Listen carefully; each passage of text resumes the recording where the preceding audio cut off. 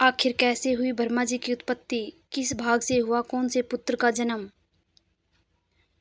पौराणिक कथाओं के अनुसार ब्रह्मा जी की उत्पत्ति क्षीर सागर में विराजमान भगवान विष्णु की नाभि से निकले कमल के द्वारा हुई थी।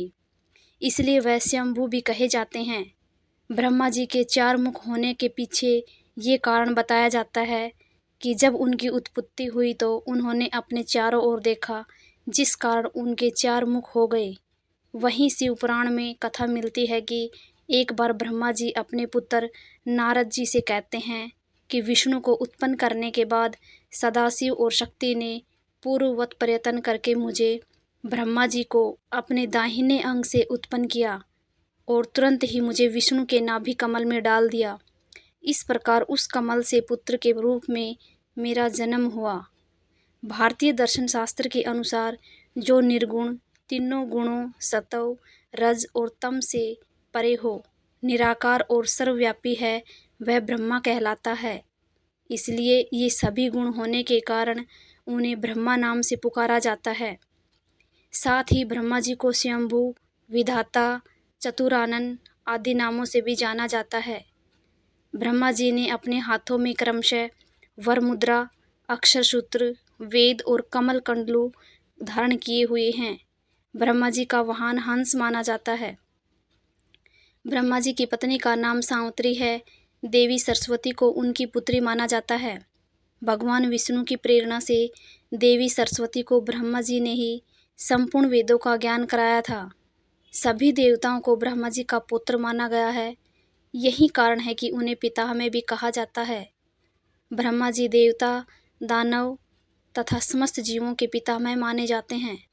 शास्त्रों के अनुसार सर्वप्रथम ब्रह्मा ने पृथ्वी सहित सारी सृष्टि की रचना की। तत्पश्चात उन्होंने जीव रचना के विषय में सोचा और तब उन्होंने अपने शरीर के अलग अलग भागों से पुत्र उत्पन्न किए। यह सभी मानस पुत्र कहलाए। पौराणिक ग्रंथों के अनुसार एक बार ब्रह्मा जी के मानस पुत्र सनक, सनंदन, सनातन और सनत कुमार भगवान विष्णु के दर्शन के लिए वैकुंठ धाम पहुँचे तो वैकुंठ के द्वारपाल जय और विजय ने उन्हें रोक लिया। उन्होंने ब्रह्मकुमारों से कहा, रुकिए, अभी भगवान से मिलने का समय नहीं है। हमें किसी को भी अंदर भेजने की अनुमति नहीं है। यह सुनकर ब्रह्मकुमारों ने हैरानी जताते हुए कहा, भला भगवान से मिलने के लिए भी किसी से अनुमति चाहिए होगी। भगवान से तो कोई कभी मिल सकता है।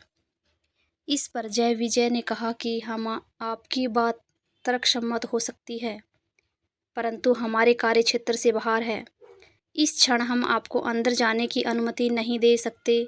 इस बात से क्रोधित होकर सनक आदि ब्रह्म कुमारों ने जय विजय को धरती पर जन्म मरण के बंधन में गिरने का श्राप दे दिया और वहां से चले गए। यह श्राप पाकर जय विजय जोर जोर से रोकर विलाप करने लगे।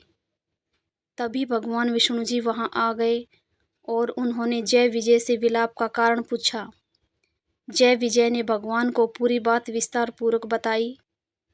भगवान विष्णु जी ने उनसे कहा कि मैं श्राप को शून्य तो नहीं करूँगा, क्योंकि इससे श्राप देने वाले का एवं उसके तप का अनादर होगा और कर्म चक्र भी बाधित होगा।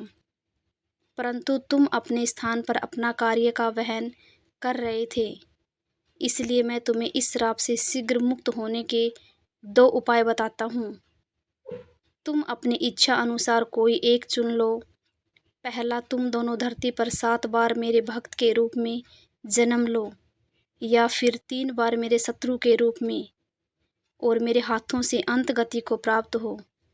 जय विजय ने हाथ जोड़कर धरती पर 3 जन्म लेने की बात स्वीकारी। इससे वो जल्दी अपने प्रभु की सेवा में लौट पाएंगे। और दूसरा, तीनों जन्म में प्रभु उनका वध करने आएंगे तो उन्हें हर जन्म के अंत में प्रभु के दर्शन भी होंगे। भगवान विष्णु जी उनकी भक्ति देखकर मुस्कुराए और उनकी इच्छित 3 जन्मों के लिए तथास्तु कहकर चले गए। इसके बाद जय विजय अपने पहले जन्म में हिरण्यकश्यपु व हिरणाक्ष नाम के दैत्य बने। जब हिरणाक्ष ने एक बार धरती को उसकी कक्षा से बाहर खींचकर ब्रह्मांडीय सागर में छिपाने का प्रयास किया था। तब भगवान विष्णु ने वराह अवतार लेकर उसका वध किया और धरती को पुनः उसके स्थान पर स्थापित कर दिया।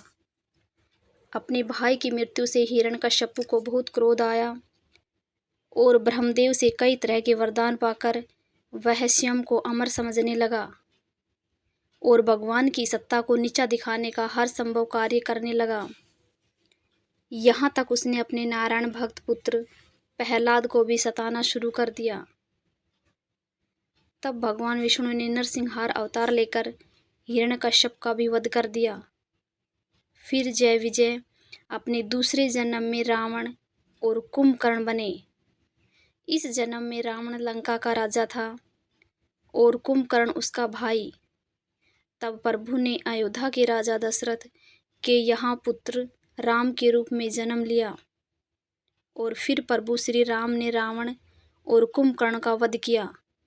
तीसरे जन्म में जय विजय शिशुपाल व दंतवक्र के रूप में जन्मे।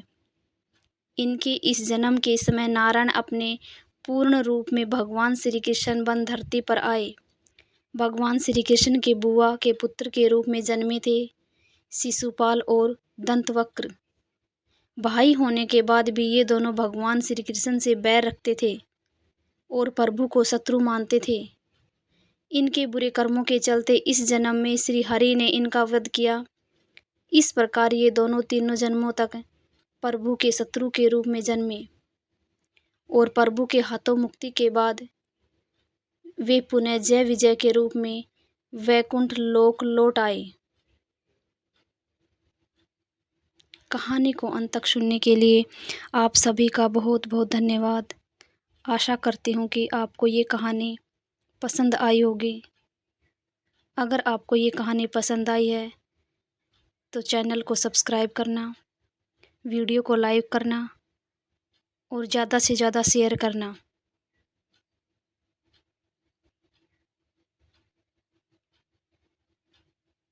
धन्यवाद दोस्तों।